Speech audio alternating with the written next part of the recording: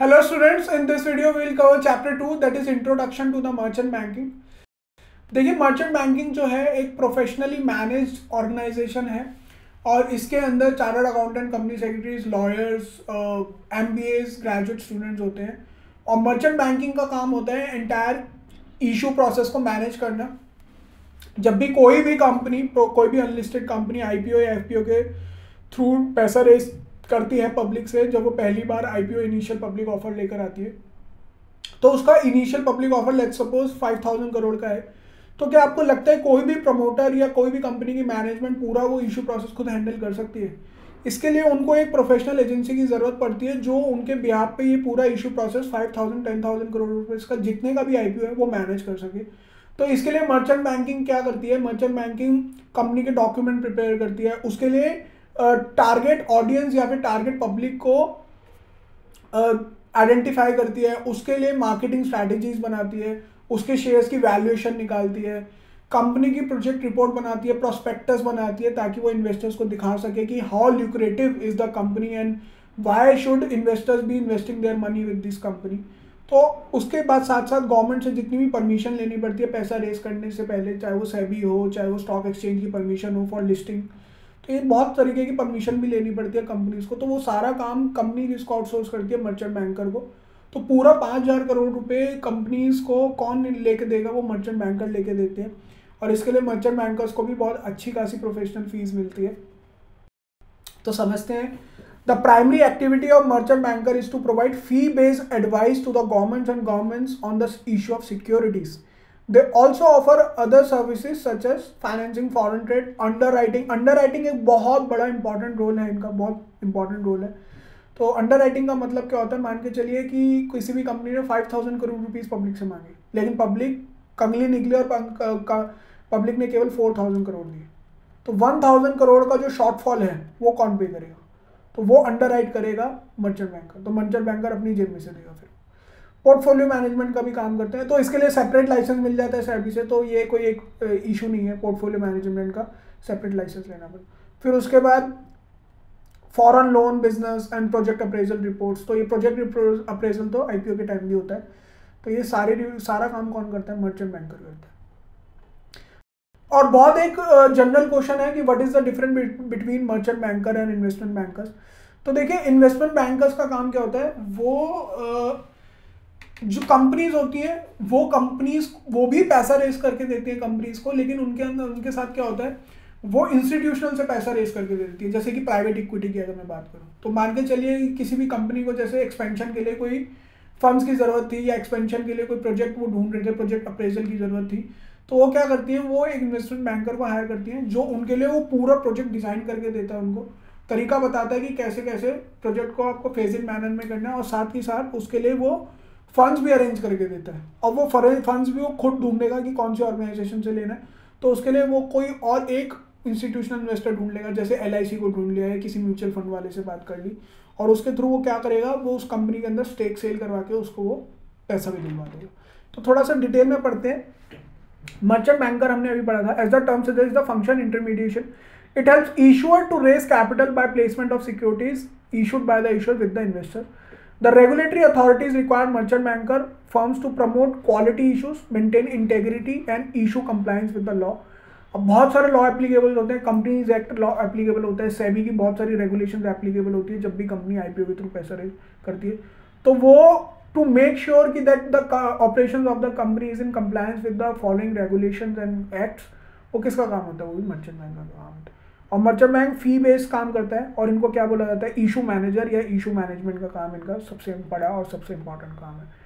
वहीं दूसरी तरफ अगर मैं इन्वेस्टमेंट बैंकर्स की बात करूं, it's a much wider term and much wider connotation, and investment banking includes merchant banking. आप ध्यान रखना, ये यूनिवर्सल सेट है और मर्चेंट बैंकिंग एक सबसेट है उसका, ठीक है। ये they perform both fund based and non fund based. It also encompasses, मतलब ये इसके अंदर ये भी आता है, it also includes not merely merchant banking but other related capital market activities such as stock trading भी करवाते हैं, मार्केट मेकिंग मैं आगे समझाऊंगा, लिक्विडिटी प्रोवाइड कराने को मार्केट मेकिंग कहते हैं, underwriting, stock broking and asset management. तो एसेट मैनेजमेंट भी इनका काम होता है। और बेसिकली मैं आपको ऐसे अगर एसेट मैनेजमेंट का समझा सकूं कि एक तो ये सेल साइड ऑर्गेनाइजेशन मानी जाती है।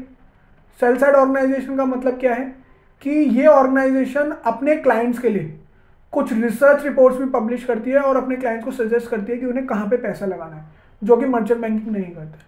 ठीक है, वहीं बाय साइड ऑर्गेनाइजेशंस कौन सी होती हैं, जो डायरेक्टली खुद अपनी इन हाउस रिसर्च से पैसा लगा देती है, या तो इन हाउस या फिर वो क्या करते हैं आउटसोर्स कर देते हैं, लेकिन वो डायरेक्ट उनकी डिसीजन मेकिंग पावर उन्हीं के हाथ में होती है। लेकिन सेल साइड ऑर्गेनाइजेशन अपने क्लाइंट्स के लिए काम करते हैं, उनकी डिसीजन पावर उनके हाथ में नहीं होती, ट्रेड की पावर या इन्वेस्टमेंट की पावर उनके हाथ में नहीं होती, वो बस एडवाइस करती है। और अगर रेगुलेटरी फ्रेमवर्क्स की बात करूं कि मर्चेंट बैंकर को कौन कौन से रेगुलेशन के अंडर कवर किया गया या कौन कौन सी रेगुलेशन मर्चेंट बैंकर्स को ध्यान रखनी है while carrying out their business operations, तो सबसे पहले आता है आपका सेबी एक्ट। तो सेबी एक्ट क्या है? सेबी एक्ट वो है जिसके अंदर सेबी को इंट्रोड्यूस किया गया था, सेबी एक्ट 1992, और वहाँ उसके through he security exchange board of India में लाया गया। ठीक है, और उसका जो मेन फंक्शन है वो समझ लेते हैं, जो उसके प्रेम्बल में लिखा है, to promote the interest of the investors. देखिए, सेबी सेंट्रल गवर्नमेंट की बॉडी है, और गवर्नमेंट किसके लिए काम करती है? जनता के लिए काम करती है, पब्लिक के लिए काम करती है, to protect the interest of the investors, ताकि उनके साथ कोई भी कंपनी या फिर कोई भी फाइनेंशियल इंटरमीडिएट अत्याचार ना कर सके, उनका पैसा ना खा जाए, इसलिए सेबी इसका ध्यान रखती है। साथ ही साथ development and regulation of security market. अब रेगुलेशन कैसे करती है? लाइसेंसिंग के थ्रू। ठीक है, and matters connected therewith, इसका मतलब इस काम को करने के लिए, मेन फंक्शन को करने के लिए वो कोई से और दूसरे काम भी कर सकती है। सबसे पहले स्टॉक एक्सचेंज का रेगुलेशन, मार्केट इंटरमीडिएट्स की लाइसेंसिंग एंड रजिस्ट्रेशन, फ्रॉड्यूलेंट और अनफेयर ट्रेड प्रैक्टिसेस जैसे इनसाइडर ट्रेडिंग हो गया, प्राइस मैनिपुलेशन हो गया, प्राइस रिजिंग हो गया, वो सब क्या करती है, और फीस लगाती है और खुद फीस लेती है सेंट्रल गवर्नमेंट के बिहाफ पे। फिर register and regulate the investors, venture capital fund, जो बाय साइड फर्म्स होती है, venture capital, collective investment schemes and mutual fund. अब सेबी के पास सेबी को काजी कोर्ट भी किया बोला जाता है, यानी सेबी के पास एजुडिकेशन पावर भी है, to impose penalties and initiate adjudication proceedings against the intermediate, है ना। अगर किसी भी इंटरमीडिएट्स के अगेंस्ट में कंप्लेन आती है सेबी के पास, तो सेबी उसके अगेंस्ट एक्शन भी ले सकती है, जस्ट लाइक सेमी कोर्ट।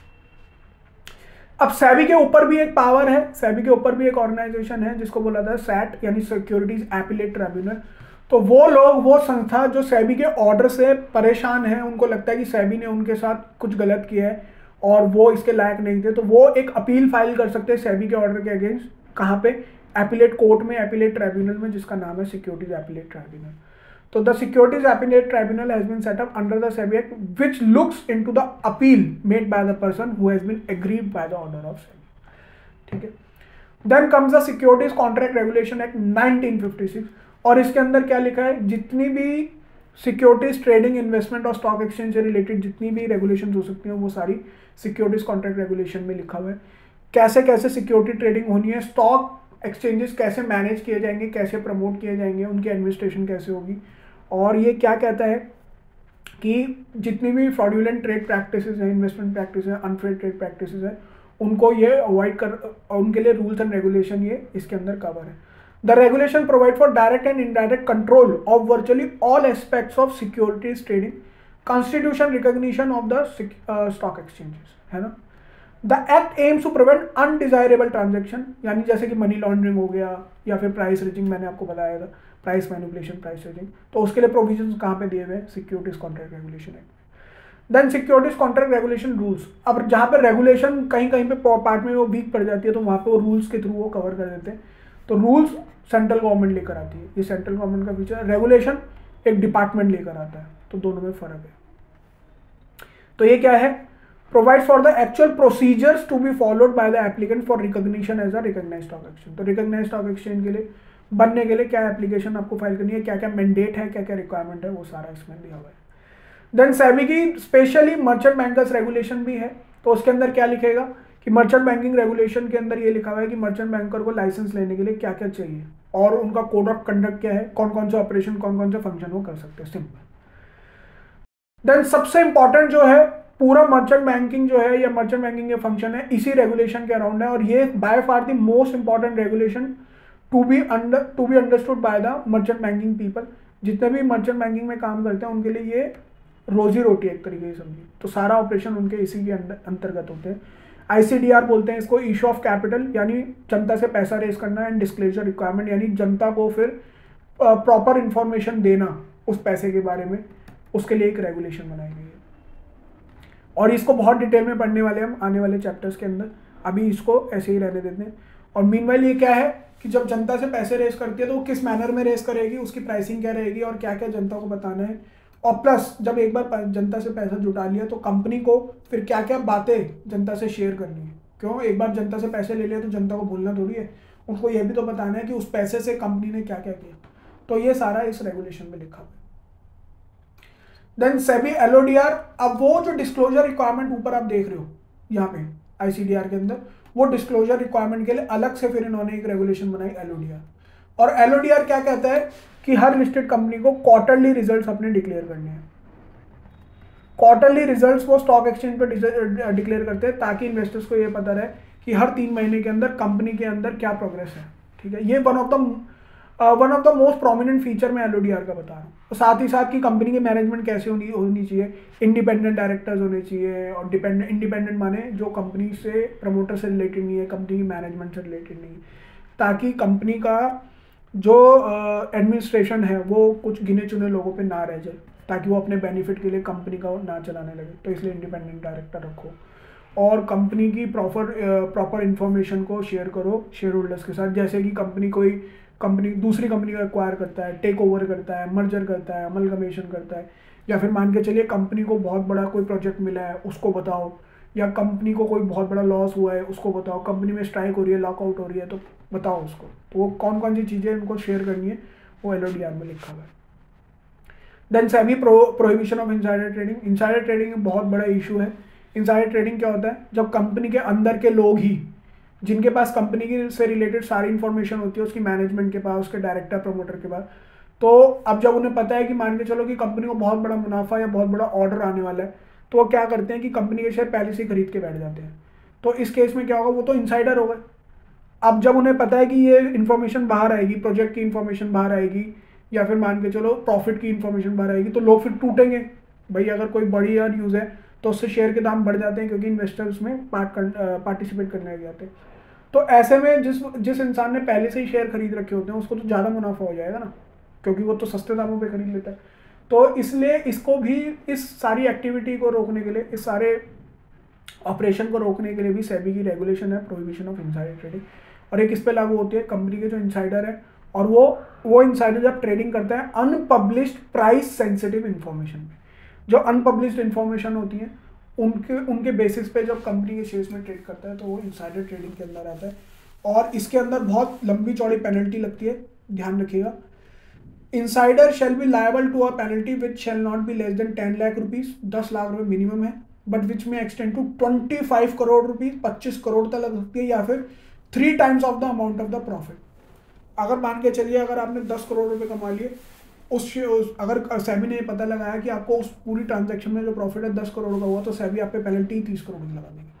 ठीक है, बर्बाद, वहीं पे आप बर्बाद हो जाएंगे। फिर एक है रेगुलेशन सेबी SAST बोलते हैं जिसको, substantial acquisition of shares and takeover, और मीनवाइल शॉर्ट में बोलते हैं इसको टेक ओवर को। जब एक कंपनी दूसरी कंपनी को टेक ओवर करती है और वो कंपनी भी स्टॉक मार्केट में लिस्टेड, तो take over of a listed company है, अनलिस्टेड नहीं है, take over of a listed company है। तो क्या क्या मैकेनिज्म होते हैं, क्या क्या इसके अंदर डिस्क्लोजर देना होता है कंपनी को, जो भी कंपनी टेक ओवर करने जा रही होती है उसको क्या क्या डिस्क्लोजर देने पड़ते हैं, और किस किस तरीके से मेथड है टेक ओवर करने के, वो सारे इस टेक ओवर कोड के अंदर बताए गए हैं। तो क्या लिखा है, द रेगुलेशन एनविसाज बताती है acquisitions for change in the control of management. आपने कंपनी नहीं खरीदी लेकिन उसकी मैनेजमेंट पूरी बदल दी, अपने हिसाब से बिठा दी, तो वो भी टेक ओवर हो गया।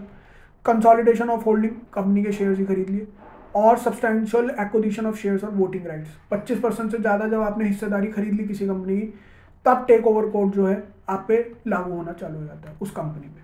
ठीक है, फिर SEBI delisting of equity share. Delisting का मतलब क्या है, कंपनी को डीलिस्ट करा दिया, शेयर मार्केट से शेयर निकलवा दिया कंपनी के, उसके भी प्रोसीजर है।